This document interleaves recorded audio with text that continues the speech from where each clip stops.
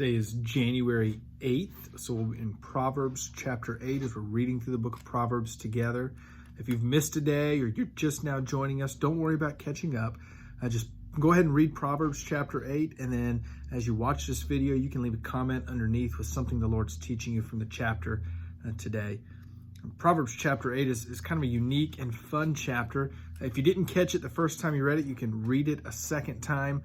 It really is kind of a personification of wisdom. So if you're reading it, you may read some things and think Solomon's kind of arrogant here as he's writing Proverbs. He says things about not having any wickedness on him, and that his mouth is righteous forever. And it's not Solomon speaking. It's actually him writing on behalf of wisdom. So it's wisdom speaking. You can see starting in verse 4 all the way through the end of the chapter, this is wisdom speaking about itself, Lady Wisdom, about herself. So there are a lot of really neat things in there, but what kind of struck me as I read it is I couldn't help but reading Jesus in this chapter. Now, I want to be very clear. This is not a perfect description of who Jesus is. There are some verses in there that you think that doesn't sound very Jesus-like, and it's not exactly, this is for sure completely about the person of Jesus Christ. But I couldn't help but read it and see some themes that certainly we do apply to Jesus Christ, the second person of the Trinity. And it really is powerful to see Christ in the Old Testament. So for instance, in verse 8, wisdom is speaking and says, "All of the words of my mouth are righteous. There is nothing twisted or crooked in them." Of course, we know Jesus is the perfect man, lived a perfect life. And it goes on to talk about how he hates evil, and wisdom is always doing what's right. Then in verse 23, we see it says, "Ages ago I was set up at the first, before the beginning of the earth." And it goes on to say in verse 25, wisdom was there before the mountains, before the hills, before the earth, before the dust, established before the heavens.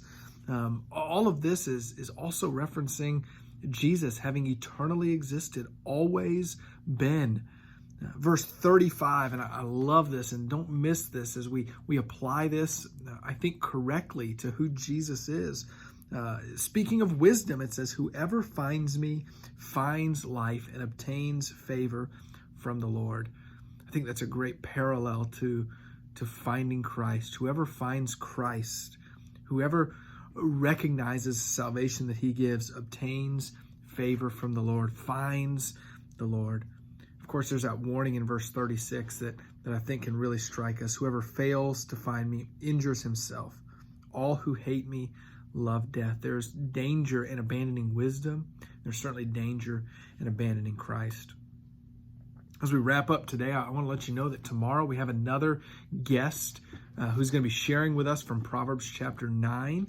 Kevin Pine is a missionary friend of our church in Telford, England.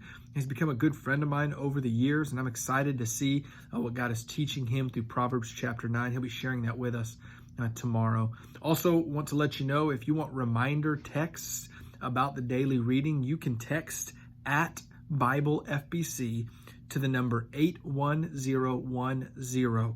That's at Bible FBC, no spaces, to 81010. You can get a reminder of the chapter we're reading and a link to the video on YouTube.